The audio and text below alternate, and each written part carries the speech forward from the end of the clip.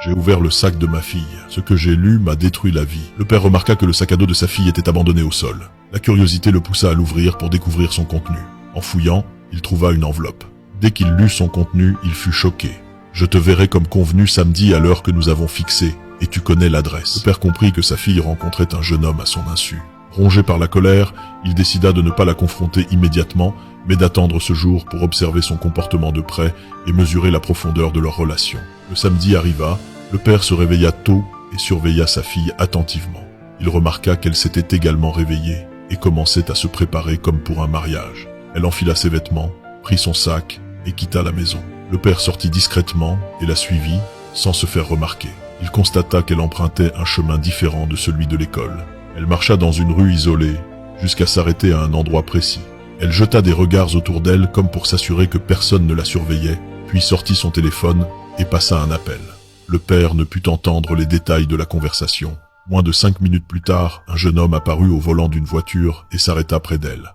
La fille s'approcha et monta avec lui. Immédiatement, le père arrêta un taxi et dit au chauffeur, agité, « Suivez cette voiture, vite !» Après environ 10 minutes, la voiture s'arrêta devant un immeuble résidentiel. Le jeune homme descendit, sa fille tenant sa main. À cet instant, le père fut saisi d'une envie frénétique de les tuer tous les deux, et ce fut là que le choc arriva. J'ai ouvert le sac de ma fille. Ce que j'ai lu m'a détruit la vie. Le père remarqua que le sac à dos de sa fille était abandonné au sol. La curiosité le poussa à l'ouvrir pour découvrir son contenu. En fouillant, il trouva une enveloppe.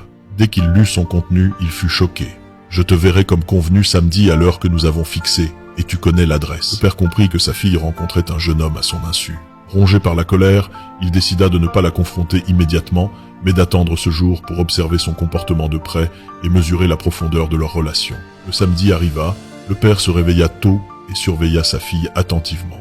Il remarqua qu'elle s'était également réveillée et commençait à se préparer comme pour un mariage. Elle enfila ses vêtements, prit son sac et quitta la maison.